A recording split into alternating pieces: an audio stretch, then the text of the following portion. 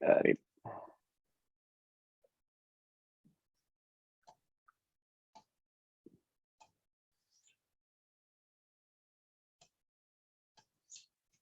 Oke, selamat malam member PHP Indonesia yang ada di seluruh Indonesia dan seluruh dunia tentunya, karena ini adalah webinar online. Berjumpa lagi dengan saya Peter J. Kambe di program paling ramai, paling rajin dibuat selama pandemi ini, PHP ID Online Learning.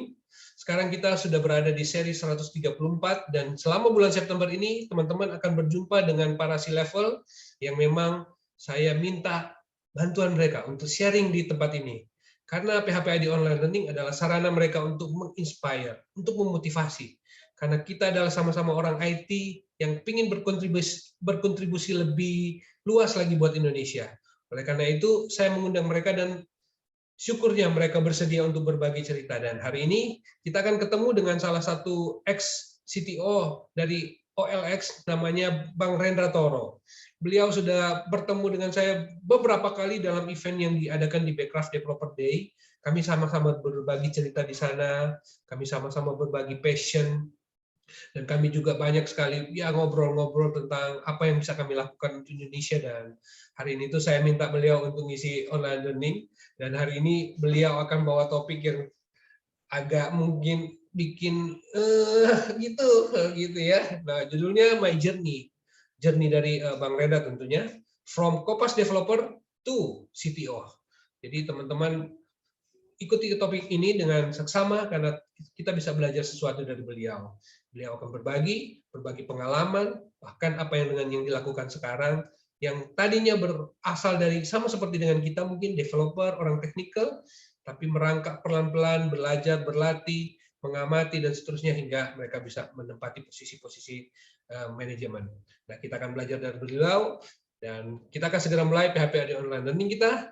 Seperti biasa, PHP AD Online Learning terselenggara berkat kerjasama PHP Indonesia dengan Refactory, ID Cloud Host, Kodepolitan, dan Rumah Komunitas. Terima kasih untuk sponsor-sponsor yang terus mendukung program ini. Sukses selalu, salam sehat untuk seluruh CEO-nya dan seluruh staff-nya. Kita tetap semangat dan terus berjuang di tengah pandemi. Waktunya akan kita mulai selama 45 menit atau tergantung terserah materinya. Dan di bagian kedua kita akan masuk sesi tanya-jawab. Teman-teman yang mau bertanya boleh sampaikan pertanyaan di kolom komentar di Facebook dan kita akan segera mulai. Baik, waktu dan tempat saya serahkan ke Bang Reda. Silakan Bang. Halo, Bang Peter. Aduh, udah lama nih sebetulnya nggak ketemu Bang Peter nih. Aduh, kita mulai aja langsung berarti nih Bang ya. Silakan. Sip, jadi hari ini sebetulnya mungkin gua nggak bakalan cerita yang gigik banget, kayak harus ngoding PHP kayak gimana, code convention di PHP bagusnya gimana, base code di PHP gimana, mungkin gue lebih cerita banyak tentang pengalaman ya Bang ya. Dan ini pengalaman aku dari di sini aku bilang Copas developer karena Copasnya itu sebenarnya copy paste ya. Wait, give me a moment to share my screen. Sebentar. Wait. Yes.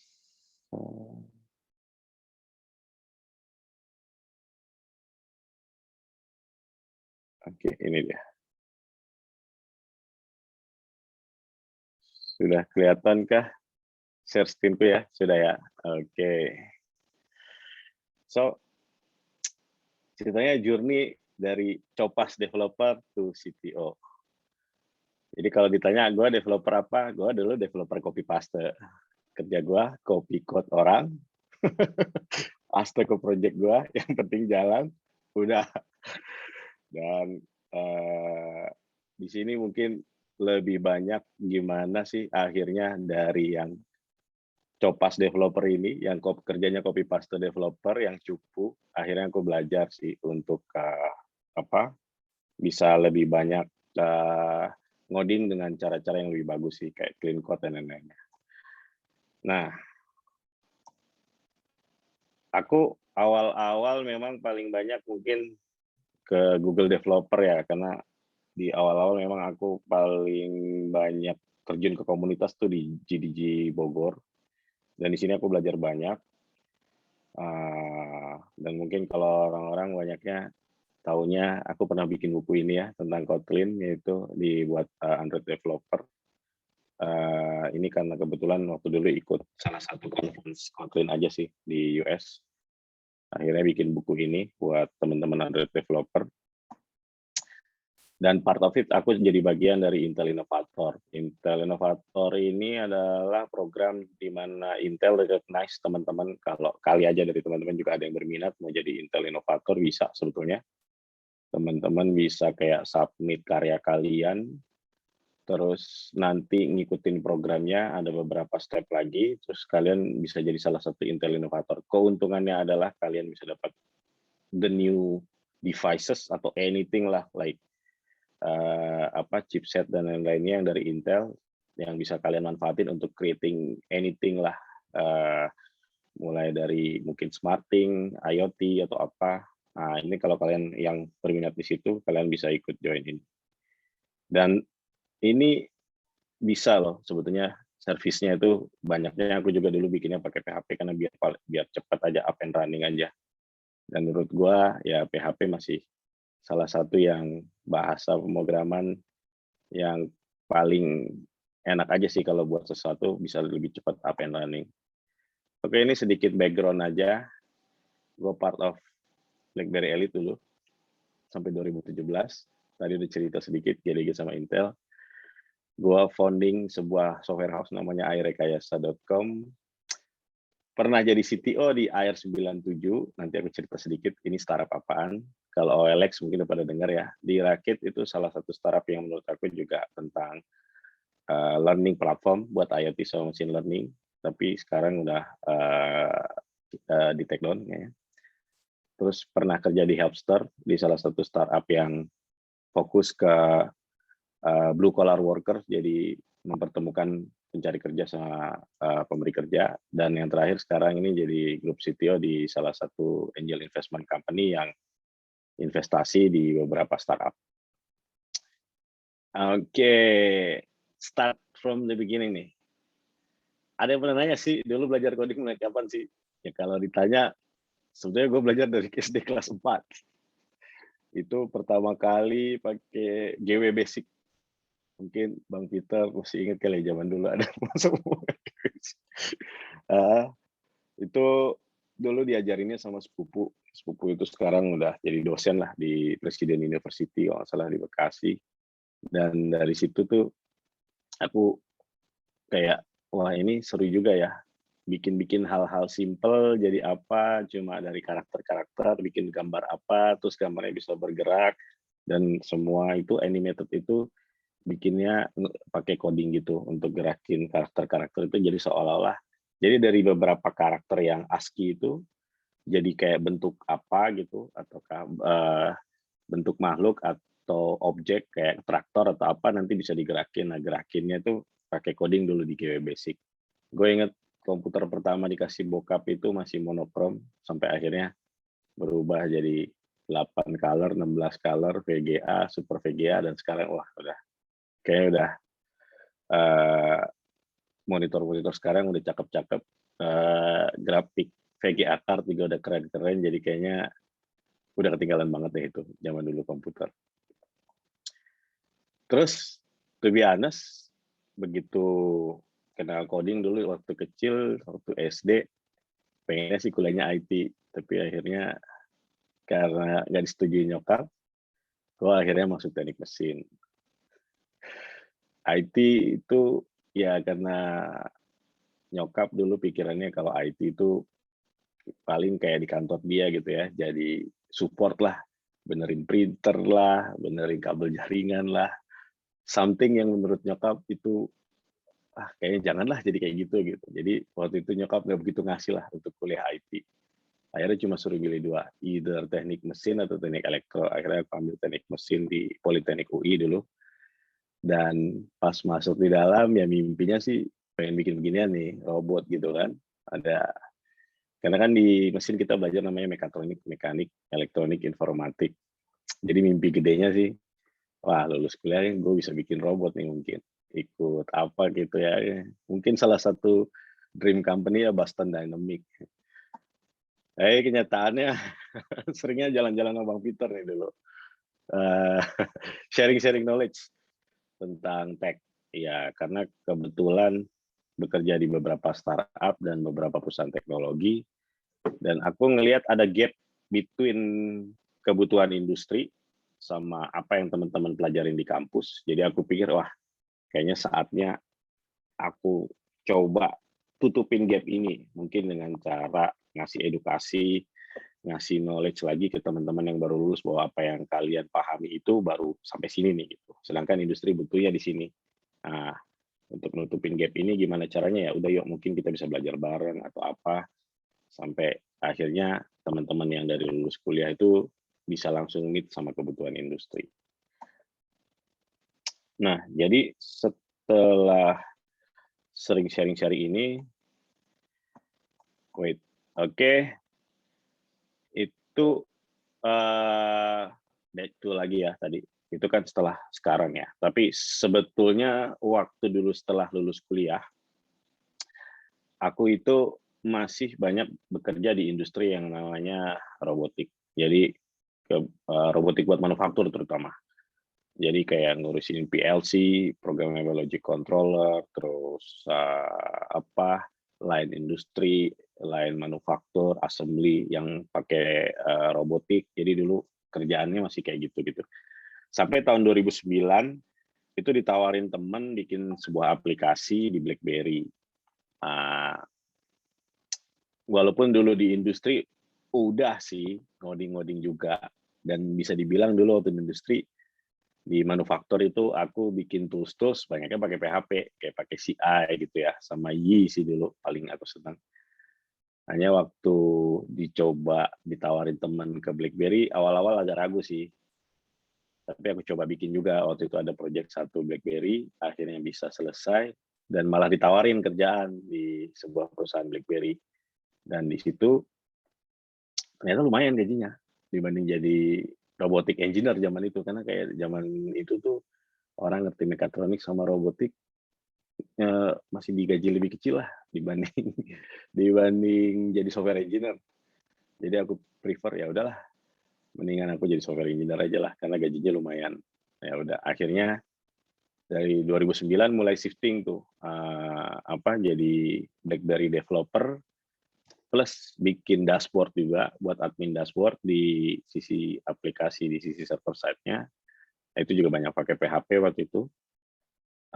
Sama bikin aplikasi on top of BlackBerry Enterprise Services. Dan itu sebagian besar aku bikinnya pakai PHP karena sebelum PHP aku pernah bikin web apps tapi pakai Java server servlet app itu, dan itu agak puyeng waktu itu karena pakai Java kan, karena waktu dulu yang ngertinya cuma C sama Java sih.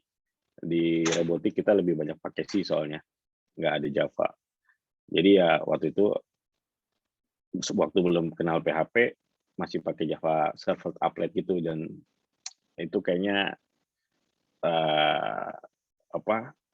berat banget untuk bikin sebuah aplikasi simple aja, kayaknya ngodingnya lumayan. Pas kenal PHP kayaknya banyak kebantu waktu itu. Di BlackBerry sendiri memang lebih banyak pakai Java, tapi sebetulnya untuk di belakang kayak bikin API atau REST API-nya aku lebih banyak pakai PHP, karena untuk bikin pakai Java waktu itu udah nggak ada waktunya juga, dan PHP kayaknya salah satu programming language yang menurut aku lebih cepat sih waktu itu untuk build beberapa services. Nah, kalau lihat ini pasti udah pada langsung, waduh, iya sih, ini kayak something tempat kalau udah mentok, aku pasti nyari di sini, di Stack Overflow. Dan kerjaanku ya udah, kalau sama nih, solusinya bisa dipakai, copy paste aja code-nya. Bahkan pernah dulu waktu awal-awal nggak pernah diubah tuh variabelnya, masih sama sama yang ada di sini. Dan kadang-kadang akhirnya juga dipertanyain sama akhirnya teman-teman yang ngoding bareng waktu itu, karena masih ngodingnya sendiri, dan ada satu lagi teman yang nggak terlalu banyak ngoding, banyak di desain. Ya akhirnya variabel terserah aku aja, tapi begitu ada teman yang bantu ngoding, dia bingung, "Ini variabel ini kok namanya ini sih?" Mas, ya udahlah aku waktu itu cuma copas biar cepet jadi, biar up and running aja projeknya. Akhirnya budaya copas ini ke bawah-bawah sih, eee, dan, eee, memang waktu itu, paham sih kenapa code-nya buat running-nya seperti itu. Hanya bisa dibilang dulu sangat-sangat malas untuk merubah variabelnya dan memahami code-nya. Pokoknya copy paste jalan ya udah. Nah, tapi dari situ akhirnya, pas coba bikin beberapa startup dan software house itu kan, aku bikin beberapa project di software house itu, baru kerasa sih bahwa codingan-codingan aku yang terutama yang di PHP yang banyak copas itu ternyata, setelah seringnya untuk ngadain proses BAST ya, berita acara serah terima ke klien, kliennya suka banyak komplain juga karena ternyata ya itu tadi variabel-variabelnya suka nggak nyambung, aku kasih penamaannya, naming-nya ngaco, nggak ada pakai yang namanya clean code atau apa segala, nggak ada code convention, ya udah style code-nya juga asal-asalan, sesuka hati aku, kadang di atas style-nya lagi gini, tahu-tahu tiba-tiba di bawah udah beda lagi, padahal, eee, bentuk code-nya harusnya sama style-nya, tapi karena waktu itu banyak copas code-nya, jadi akhirnya berantakan. Tapi dari situ aku belajar banyak sih bahwa ternyata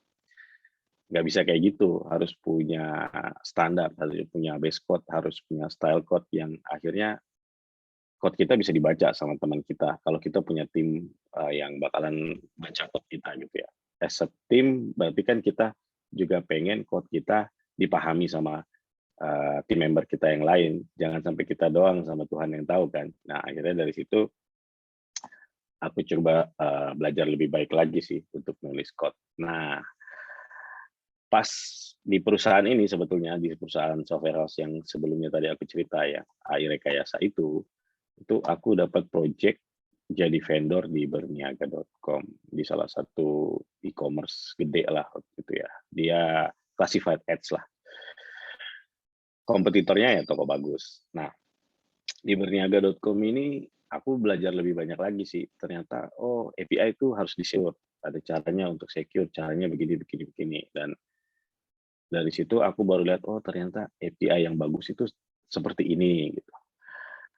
Dan di Berniaga ini aku juga belajar banyak tentang kayak collaboration, karena kan mereka ada tim internal dan aku jadi vendor yang dari luar datang bantu mereka. Nah, di situ aku belajar gimana caranya biar code yang aku tulis bisa dipahami sama teman-teman di internal, dan di saat aku handover, mereka juga nggak bingung tentang code itu. Dan kita juga belajar kayak bikin standar bersama, mau pakai code style bagaimana, mau bikin code base-nya gimana, itu kita diskusiin bareng.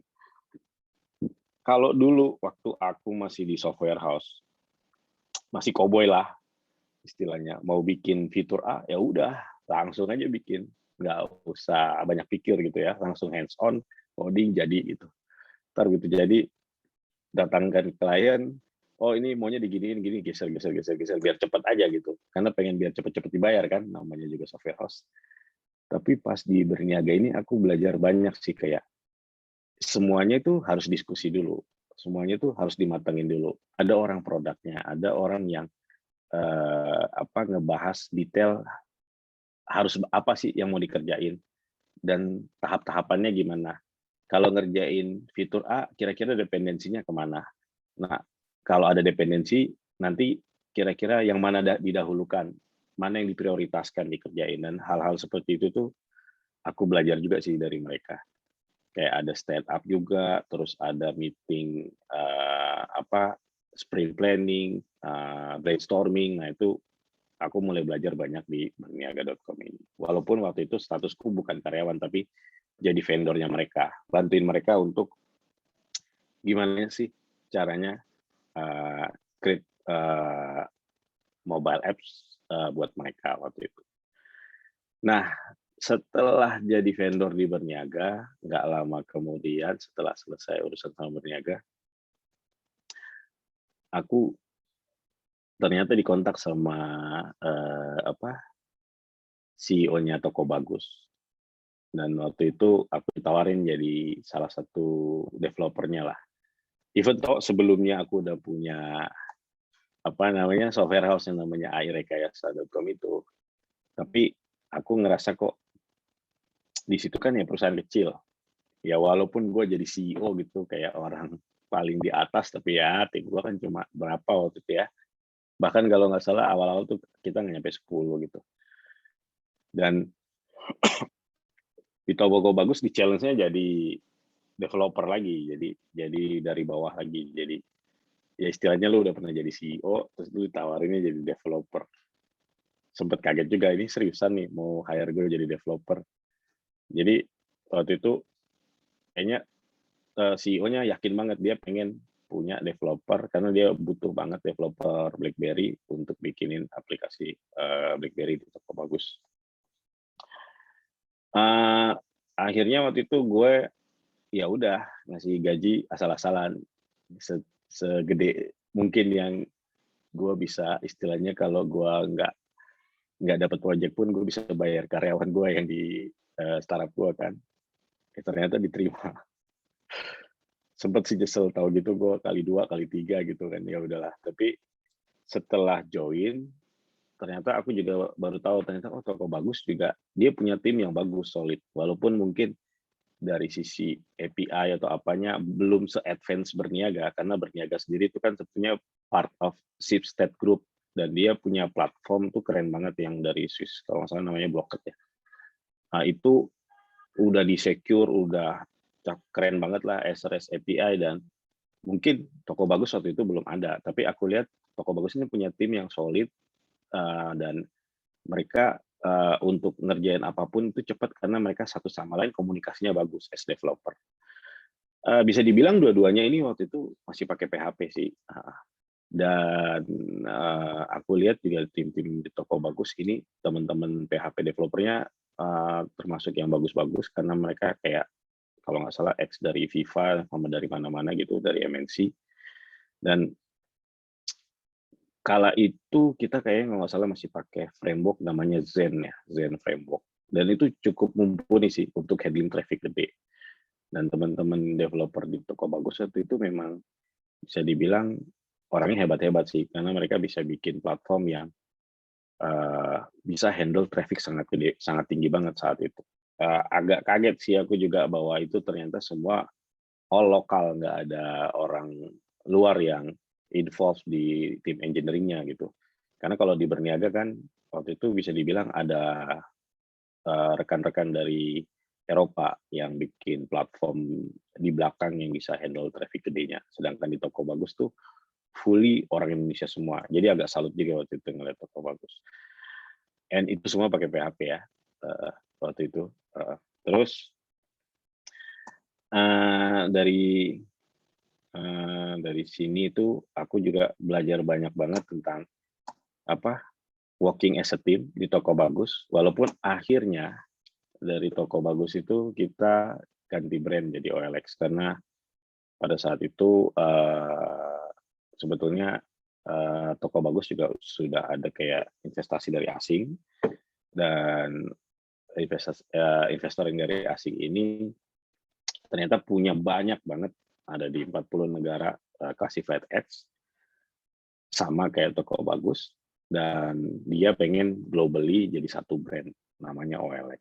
Akhirnya setelah nggak lama dari situ Toko Bagus ganti brand jadi OLX dan kebetulan kayaknya between Shipstead sama yang punya Toko Bagus waktu itu Naspers ada deal, akhirnya mereka dijadiin satu di Indonesia, tapi di beberapa negara lain OLX-nya dijadiin satu ke brandnya si Shipstead.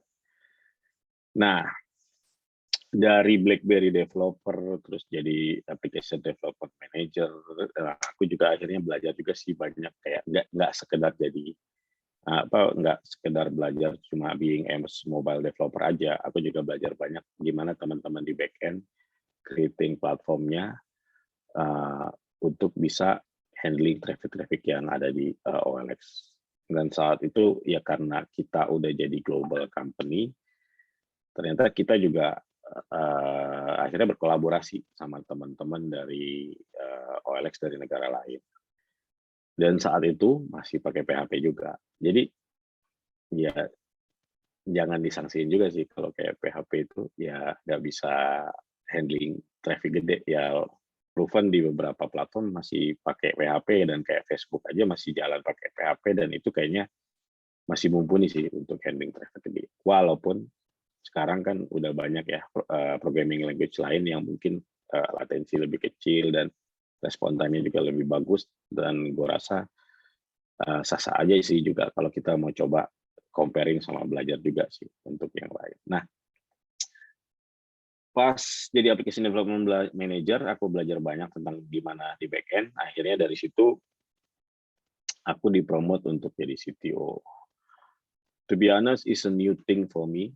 Jadi CTO di perusahaan orang, ketemu orang banyak, ya kan?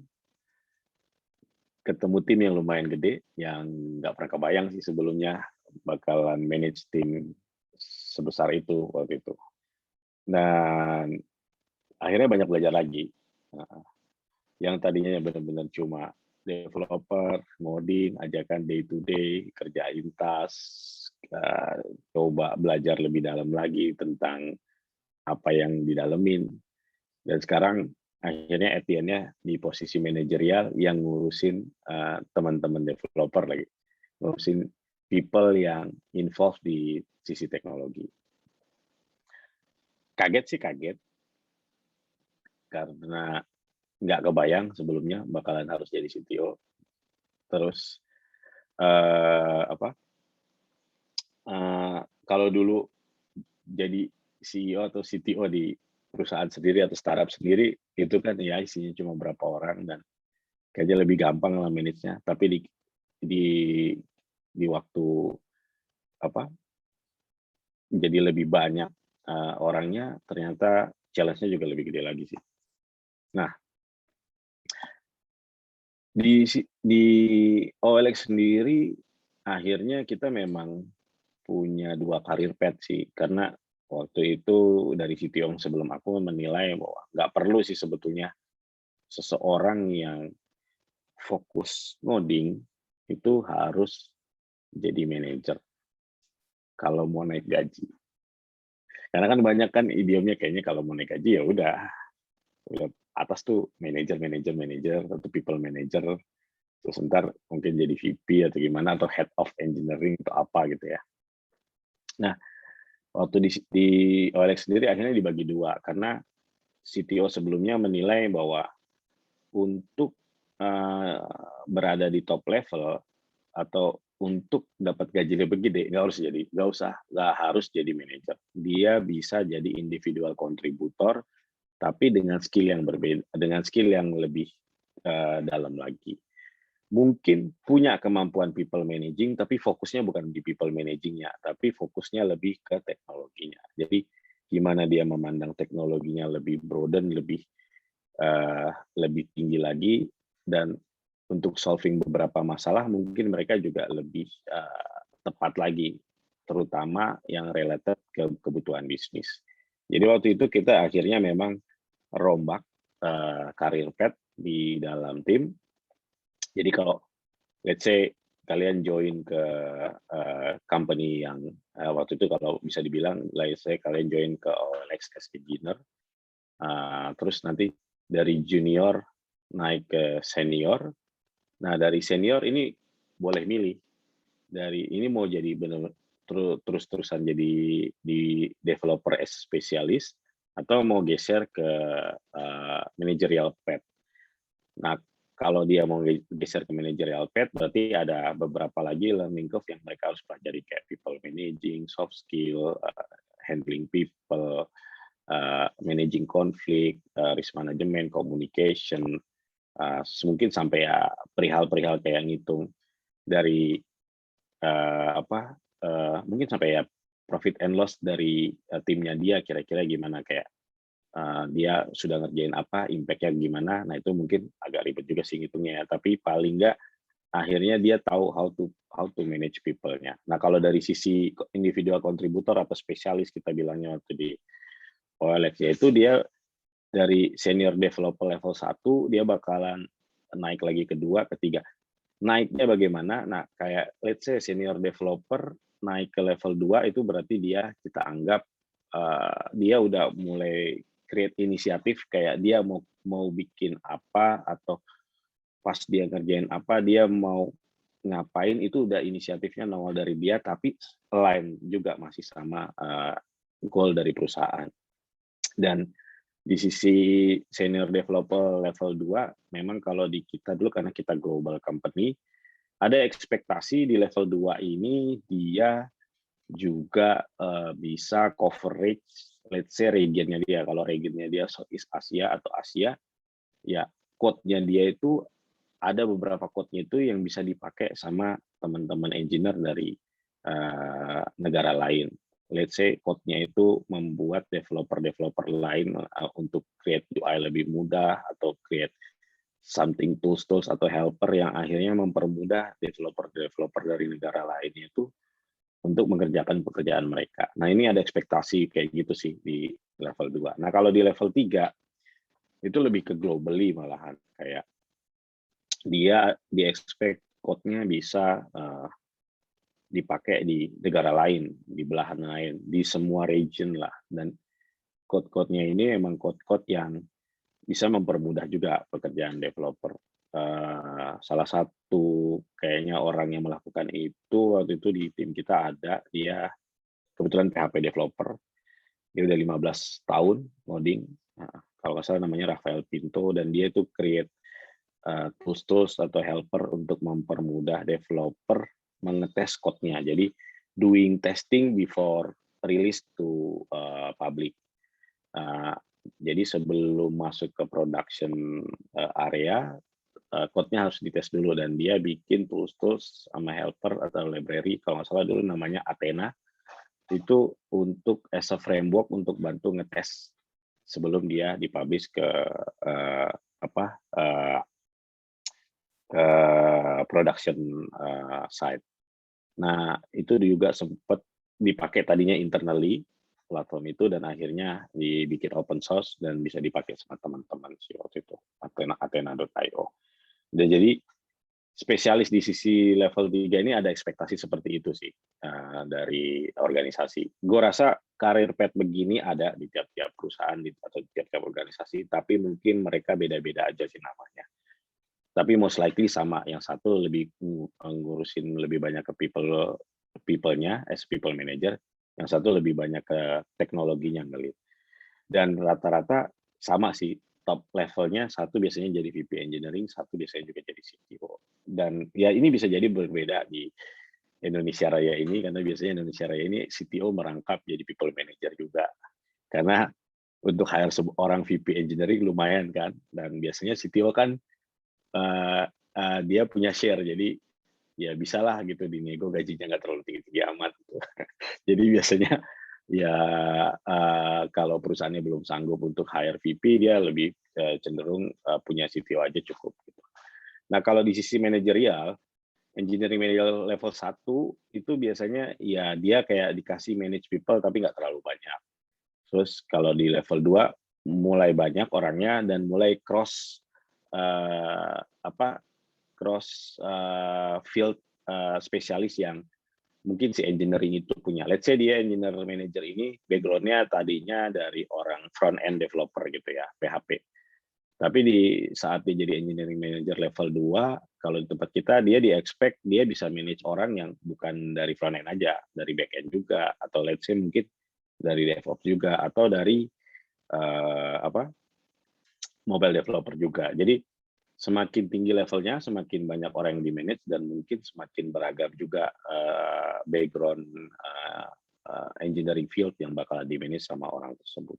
Dan gue yakin ini bakalan berbeda-beda di tiap perusahaan, karena itu bakalan tergantung dari CTO-nya yang bakalan ngelit departemen teknologi, dan kebijakannya pun bisa jadi berbeda-beda. Hanya gue sih berharap banyak perusahaan bakalan implementasi dual track career seperti ini. Jadi tidak mewajibkan engineer-nya dia harus jadi people manager atau jadi manager hanya gara-gara let's say engineer-nya minta naik gaji gitu, terus dia harus ya udah karena gaji lu minta segini lu harus jadi manager gitu. Sebaiknya sih kalau bisa enggak lah, karena better kalau bisa doing this kind of dual track career path. Dan karena kadang tidak semua orang bisa manage people, dan sangat disayangkan bila kita punya orang spesialis yang keren, yang jago banget coding, tapi dia dipaksa manage people, akhirnya dia nggak minat di situ dan memilih untuk keluar dari perusahaan. Itu malah kita kehilangan talent yang bagus jadi akhirnya.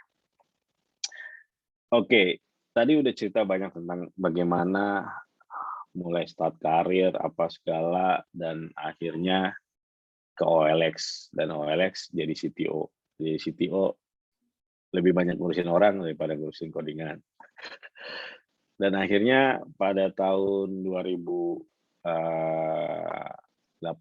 kalau salah akhir, aku start ini sih sama teman untuk bikin another startup.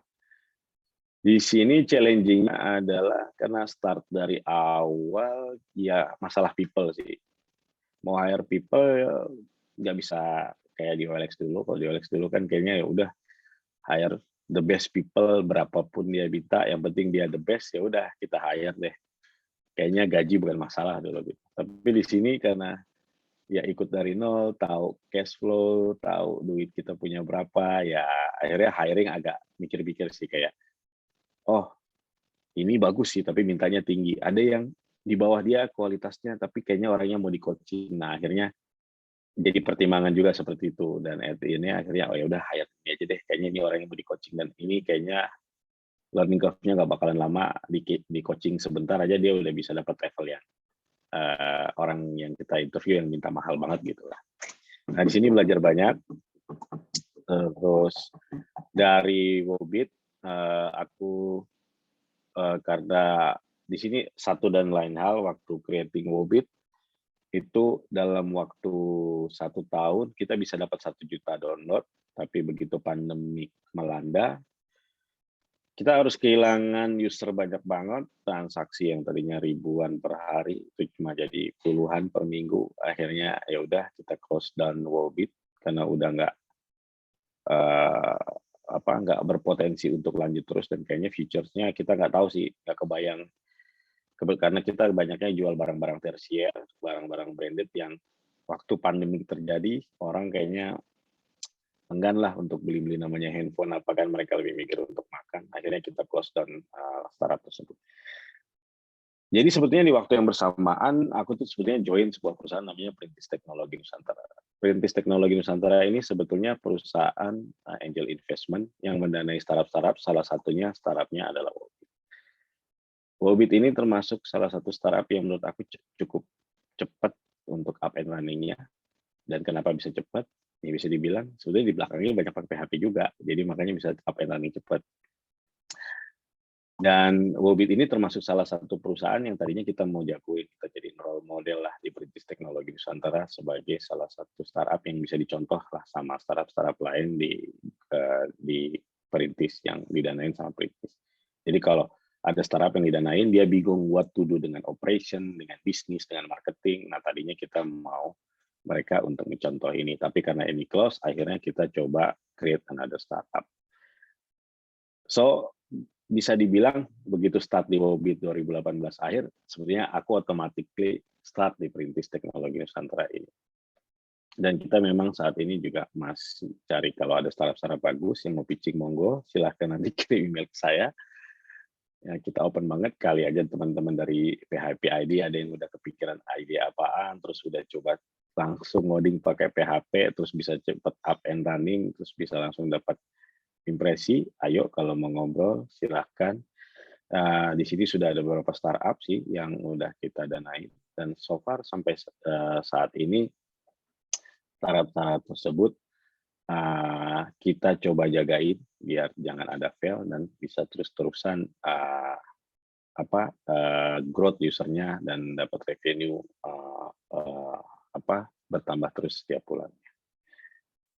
Nah, emang sih kalau kita lihat memang buat startup itu butuh sabar, butuh waktu sama uang, dan kerja di startup itu emang butuh bergerak cepat sama butuh skill dan kemampuan. Jadi menurut gua buat teman-teman di PHP ID ini, gue yakin kalian udah punya knowledge banyak tentang PHP dan mungkin ada yang udah bertahun-tahun ngoding di PHP jadi lebih dalam lagi PHP-nya. Tapi nggak ada salahnya kok buat teman-teman itu belajar bahasa pemrograman lain.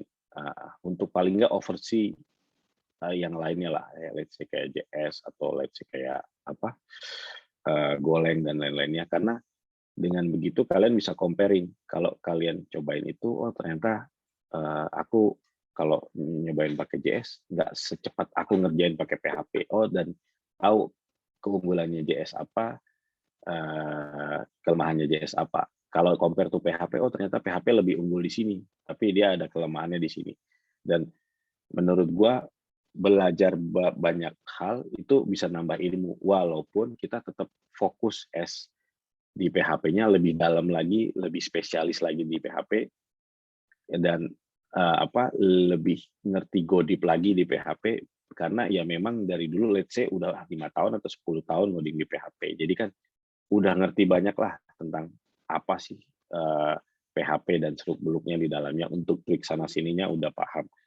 Dan gua rasa itu nggak ada salahnya juga, karena ada kalanya mungkin kita butuh, oh ternyata kalau itu bagusnya pakai JS, ya udah yang untuk ininya servisnya pakai JS, tapi yang ininya masih pakai PHP gitu. Dan menurut gua sesuatu yang belum rusak dan masih bisa dipakai, nggak perlu diganti sih. Tapi kalau create something new, nah itu mungkin bisa sesuatu yang harus digali dulu, yang baru itu cocoknya gimana gitu. Dan menurut gua so far sampai saat ini PHP masih jadi salah satu bahasa pemrograman yang paling mudah kayaknya ya untuk dipelajari. Dan kayaknya di SMK kayak SMK anakku aja mereka diajarinya PHP, karena dengan kayak gitu mereka bisa cepat sih create website atau bikin apapun yang berupa web app sih di sekolahnya.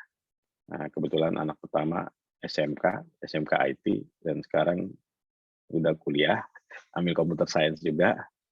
Ya doain aja lebih hebat daripada bapaknya. Dan gue lihat di tempat SMK-nya dia, memang teman-temannya itu akhirnya kayak lebih nyaman menggunakan PHP di saat mereka butuh untuk membuat sebuah web atau membuat sebuah web aplikasi ataupun services yang ditaruh di server side. Jadi menurut gua sih untuk teman-teman PHP, terutama PHP ID ya, tetap belajar, tetap dalemin apa yang kalian yakin bahwa PHP itu bakalan tetap eksis. Keep moving forward, dalamin apa yang kalian merasa bakalan jadi the next big thing. Aku juga kaget sih pas ngelihat PHP performance, ternyata yang dari dulu aku pelajarin dulu bertahun-tahun yang lalu, sekarang masih tetap yang termasuk 7 besar ya kalau nggak salah, yang performance-nya bagus. Terus di situ juga ada Symfony, dulu sempat pakai Symfony juga. Aku cari-cari Slim kok nggak ada gitu ya, mungkin udah obsolete juga kali PHP framework Slim. Terus ada lagi Cake, itu juga kayaknya udah lama banget itu framework, udah cukup lumayan, dan ternyata masih termasuk yang best performance. Sama satu lagi Laravel sih, yang akhir-akhir ini memang paling banyak aku kadang-kadang masih buka-buka juga, tapi yang nggak expert banget, tapi karena di kantor ada yang lebih expert daripada aku untuk masalah Laravel. Dan aku ngerasa tetap belajar. Aku aja yang masih tua gini belajar, apalagi kalau teman-teman PHP ID yang masih muda-muda, harusnya lebih semangat dan keep moving forward aja lah. Nggak usah dengerin kiri kanan ngomong apa. Kalau kalian ngerasa apa yang kalian kerjakan bakalan make your dream come true, jalanin aja, kerjain aja, nggak usah ragu. Itu dulu kali Bang Peter dari aku untuk presentasinya hari ini. Oke, waduh, ini screen-nya mau ditutup atau? Ya, boleh. Oke, yes, oke, baik. Waduh, ini inspiring banget sebenarnya Bang Rendra, karena ya bagaimanapun juga kita kayak melihat diri sendiri sih sebenarnya. Saya iya benar sih. Kita juga kadang-kadang belajar dari kopas-kopas gitu. Oh iya, harusnya itu sebenarnya jernih juga ya sebenarnya ya, boleh dibilang kayak gitu ya. Iya, Bang. Iya benar. Karena dari copas-copas kan kita sebetulnya dapat sih ilmunya. Hanya kadang kita kan malesnya kayak ubah variabelnya, mahamin code-nya lebih detail. Oh ternyata dari yang kita copas nggak harus semua line code itu dipakai paling cuma berapa line code kebutuhan kita. Tapi karena namanya Copas ya Bang ya, kan males delete-nya. Udah biarin aja di situlah. Yang penting jalan dulu kan. Nah, dulu kan kayak gitu ya. Dan Ini dia. Oke, teman-teman, pertanyaannya masih ditunggu karena kita sekarang sudah masuk di sesi kedua, bagian tanya jawab. Kebetulan teman-teman belum ada yang bertanya nih, jadi saya akan awali dulu lah dengan pertanyaan-pertanyaannya.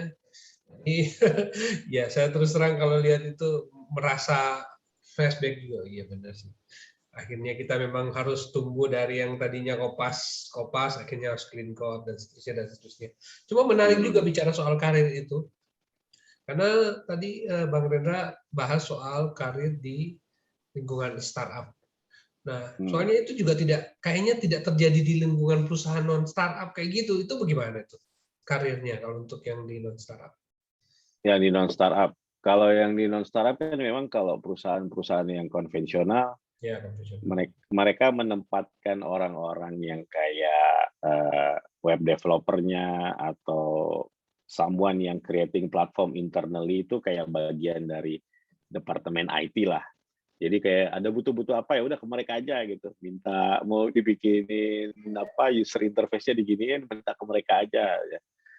Ya kalau di konvensional ya akhirnya mau nggak mau mereka kalau mau naikin tangga karir, mereka harus geser ke people manager. Karena kalau di konvensional mereka kayaknya belum menerapkan dual track karir ini tadi ya. Jadi at the end-nya ya kalau dia mau jadi orang yang tetap individual kontributor, mending cari perusahaan konvensional yang sudah melek masalah dual track ini tadi. Jadi paling nggak dia tetap bisa jadi individual kontributor. Oke, dia belajar sedikit dan paham tentang people manager, tapi fokusnya dia kan bukan di sini. Dia pengen fokusnya sebagai orang yang mendalami sisi teknologinya kan. Jadi aku rasa geser untuk ke perusahaan yang menjalani dual track ini itu lebih bagus sih daripada stay dan harus geser jadi people manager yang mungkin bukan passion-nya kan untuk ngurusin orang. Dan orang kalau udah nggak passion-nya kan yang ada ntar malah ya udah nggak nyaman dengan environment kerja, mendingan keluar aja lah cari tempat lain gitu sih Bang. Menarik sih Bang. Ya, aku sebetulnya ada satu lagi hal sih Bang tertarik yang kemarin Bang Peter ngobrol sama Pak Dondi ya, yang masalah fundamental. Aku ngelihat sih memang banyak teman-teman yang kemarin kayak ngelamar ke kantor gitu ya. Mereka tuh tahu ngoding, tapi kayak pakai framework, let's say kalau PHP Laravel atau CI atau Y atau apa gitu. Tapi begitu aku tanya fundamental tentang PHP-nya sendiri, tentang let's say algoritma atau apa struktur data, mereka kok kebingungan padahal lulusan IT. Ya, aku juga agak bingung nih. Apakah sekarang di kampus yang diajarinnya framework tapi nggak diajarin apa fundamental tentang pemahaman lebih detailnya sebetulnya algoritma apa, logik itu apa? Karena menurut gua mau pakai framework yang mana aja, tapi kalau kita udah paham fundamentalnya, harusnya sih nggak masalah. Mau pakai CI, mau pakai Y, itu kan tinggal selera sukanya yang mana ya. Tapi kan kalau fundamentalnya kan menurut aku itu lebih penting sih Bang, untuk ngasah pola pikir sama logiknya, nyelesain masalahnya gimana dia, problem solving-nya, cara berpikir dia untuk menyelesaikan masalah itu yang lebih penting sebetulnya kan. Gitu sih Bang. Ya, oke. Ini juga ada pertanyaan dari Kesatria Boy, tapi kayaknya sudah terjawab sama Bang Rendra tadi. Fundamental terpenting untuk terjun ke dunia programming itu apa ya, Pak Rendra? Mungkin sudah dijawab tadi ya, yang algoritma, terus pemahaman dasar ya, itu ya, bukan? Halo? Oke, nge-freeze apakah internet saya atau Bang Rendra ya? Tolong teman-teman komentar, apakah saya atau Bang Rendra yang putus nih?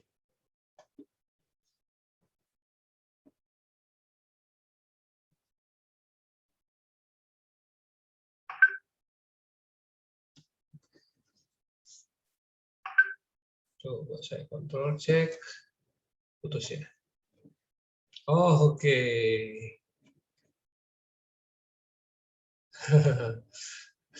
Ya, internetnya Bang Renda yang freeze. Oke.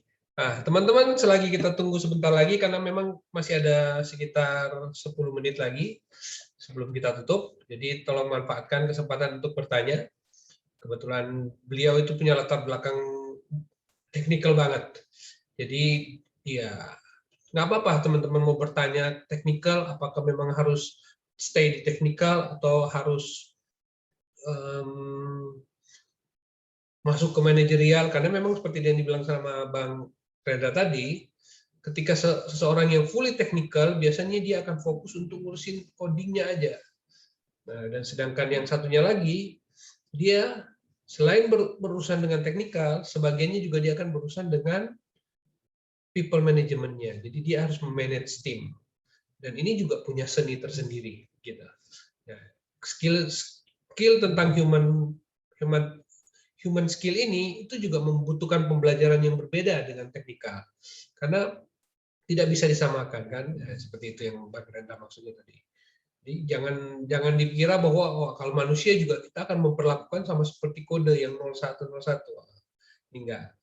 Di human kita harus punya pendekatan yang lebih berbeda, harus punya pendekatan yang untuk sesama manusia. Nah, seperti itu maksudnya Bang Renda tadi. Nah, sudah join kembali.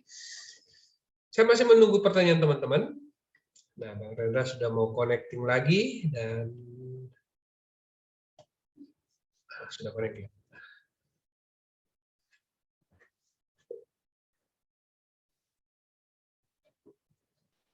Sorry ya Bang. Oh, Biasa yes. nih. Yes, no problem. Tadi saya pikir saya yang freeze atau Bang Rendra punya nih. Oke. Oke. Tadi gimana pertanyaannya Bang? Pertanyaannya sudah terjawab sih sebenarnya. Fundamental terpenting untuk terjun ke dunia programming itu apa ya? Jadi mungkin sudah dijawab tadi bukan ya? Iya. Fundamental yang dimaksud mungkin. Iya. Ya fundamental itu ya part of it tadi ya Bang ya, kayak pemahamannya dia tentang algoritma, tentang struktur data itu penting sih menurut aku.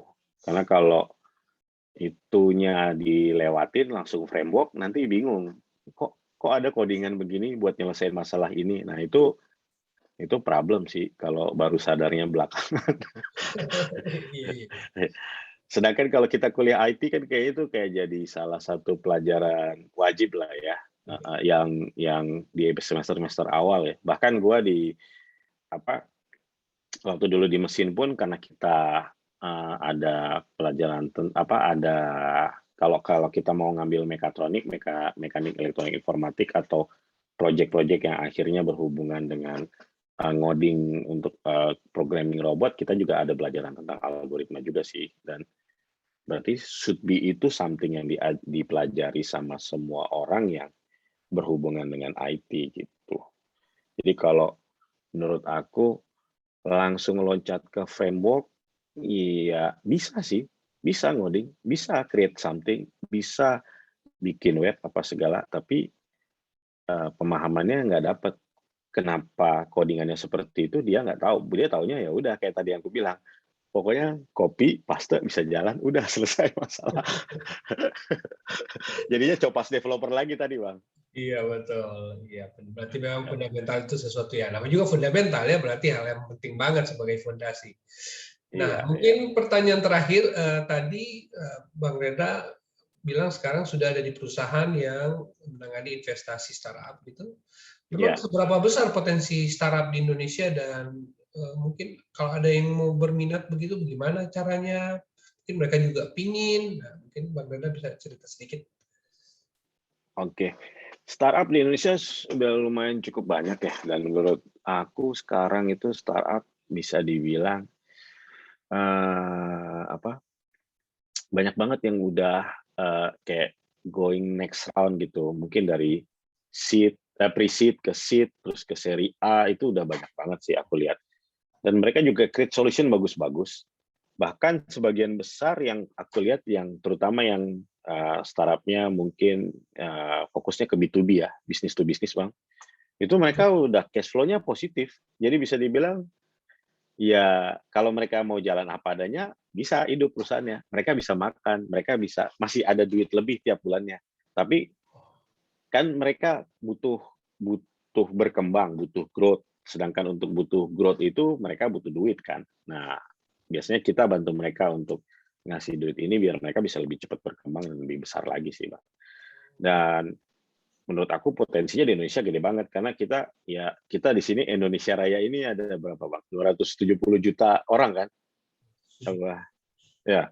270 juta orang itu big market. Teman-teman kita aja bisa dibilang aku punya teman banyak ya di Singapura, di Thailand, di Malaysia atau di Filipina yang Vietnam juga ada yang profesinya as a developer atau software engineer. Mereka tuh envy banget kalau ngelihat Indonesia karena apa? Indonesia tuh big banget, Bang. Marketnya gede banget dan pasti ya market segede gitu duitnya juga gede kata mereka. Let's say lah 10% aja lah adopsi internetnya di Indonesia itu udah 25 juta, itu udah gila-gilaan banget kan. Kalau itu bisa jadi target market mereka, mereka senang banget karena di negara mereka belum tentu bisa angkanya sebesar itu, gitu sih, Bang.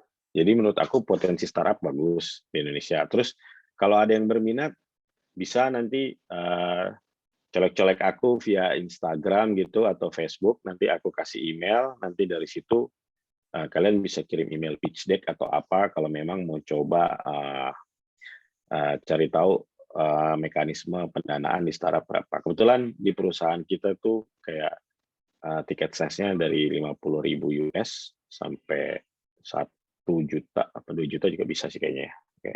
Tapi paling banyak tuh sekitar 50.000 US sampai 1 juta US sih. Dan itu nanti disesuaikan sama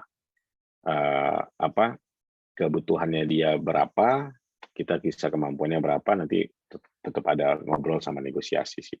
Terus bagaimana mungkin cara mekanisme jalannya nanti si startup. Kita juga bantu coaching sih. Jadi nggak sekedar ngasih duit, tapi kita coaching dari sisi operation bagusnya gimana, marketing bagusnya gimana, terus bisnis prosesnya bagusnya kayak gimana. Dari sisi produk sama tech juga kita coaching biar startupnya nggak fail sih. Tapi sebagian besar yang datang ke kita itu yang sudah start duluan, sudah jalan sendiri mungkin dengan uang dia sendiri, sudah punya environment, sudah punya user, tapi belum banyak, dan ada juga sebagian yang udah let's say cash flow positif tadi dan pengen ngegedein perusahaannya. Gitu sih, Bang. Dan mereka juga kalau misalnya nih dia nggak agak kurang pede ini saya kira-kira worth apa enggak, itu semua ada apa macam guidance nggak bahwa kamu harus persiapkan ini dulu, capai ini dulu baru bisa datang lagi gitu misalnya. Ya, ya. Jadi banyak kok yang nggak langsung dapat pendanaan, banyak yang datang kedua, ketiga baru dapat pendanaan. Bahkan ada yang datang ke beberapa kali atau next year-nya baru kita berminat untuk pendanaan. Dan itu proses kan ya, Bang ya. Kayak datang pertama, oh begini ya udah dikasih tahu harus begini, yang dilengkapin ini. Mungkin produknya harus diginiin biar usernya lebih banyak sama more atraktif. Jadi secara bisnis juga lebih menguntungkan. Terus bisnis modelnya diganti, bagusnya begini skimnya. Terus cara running the whole company mungkin bagusnya seperti ini aja dulu, compact, tapi di beberapa orang mungkin berperan ganda atau punya ngelakuin beberapa tugas sekaligus biar cut cost sama lebih optimal kan timnya untuk bareng-bareng gitu sih, Bang. Wah, itu mah pelayanannya komplit banget. Nah, itu teman-teman di PHP ID yang mungkin punya minat untuk membangun startup, boleh silakan kontak Bang Rendra. Nanti dikasih kontaknya ke di website di mana berarti kunjunginya? Kalau website sih ada tuh yang di Perintis TN, tapi kita memang nggak terlalu banyak put information di situ. Kalau ada yang berminat mau pitching bisa colek aku di Facebook aja ya, nanti Facebook Messenger, nanti aku kasih email untuk kirim pitch deck dan informasi lainnya. Nah, itu teman-teman. Ini adalah opportunity yang bagus untuk kita semua karena memang di sini kita bukan hanya untuk menginspirasi, juga memotivasi. Ayo maju terus developer Indonesia. Baik, kita sudah akan masuk langsung di sesi ketiga kita dan di bagian penutup. Mungkin ini adalah bagian yang terakhir dan Bang Rendra mungkin ada semacam pesan-pesan atau motivasi buat teman-teman terkait topik kita hari ini dan kita akan segera tutup. Pesan dan buat teman-teman paling ya itu tadi ya, nggak usah nyerah, keep moving forward. Terus jangan lupain bahwa komunitas itu tempat paling cepat dan paling enak belajar. Karena gua ngerasa gua bisa sampai di titik ini itu karena komunitas. Ya salah satunya GDG Bogor itu, sama dulu ada BB Dev ID ya, BlackBerry Developer Indonesia. Gue belajar banyak di situ, dan harusnya komunitas kayak PHP ini yang usernya gila banyak banget menurut aku itu bisa jadi tempat belajar sih Bang, buat teman-teman. Nggak usah malu, bertanya aja.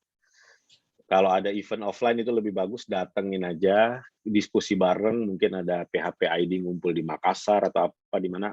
Kalau bisa datang, dan coba berinteraksi, coba ngomong kalau punya masalah di mana, mungkin bisa diskusi, malah bisa dapat ilmu lebih banyak. Karena kita nggak pernah tahu, mungkin orang-orang di komunitas itu bisa bantu kita solve problem kita, atau mungkin besok dia bisa ngasih project buat kita yang bisa jadi rezeki kita kan, atau mungkin nextnya dia malah ngajakin kita kerja bareng di perusahaannya dia. Kita nggak pernah tahu sih, dan tapi dari komunitas menurut aku banyak hal positifnya sih, terutama komunitas-komunitas teknologi kayak php.id ini yang bisa bawa impact sih, dan aku ngerasain sendiri. Aku bisa sampai di titik ini, aku rasa banyak perannya dari komunitas, bukan dari aku yang nge-geek di rumah belajar sendiri itu terus jadi hebat kayak sekarang. Gitu sih Bang. Yes, oke. Nah itu mantap banget pesannya Bang Renda. Jadi teman-teman, itu pesan terakhir dari Bang Renda terkait kita topik hari ini. Semoga itu bisa menginspirasi teman-teman untuk tetap semangat dan tetap berjuang di tengah pandemi, tetap belajar, tetap termotivasi, dan oke, baik, dengan demikian berakhir sudah PHP ID Online Learning kita pada malam hari ini. Terima kasih banget untuk Bang Rendra. Wow, keren Bang. Tetap semangat dan salam sehat selalu, terus berjuang. Terima kasih dan sampai ketemu next time. Bye-bye.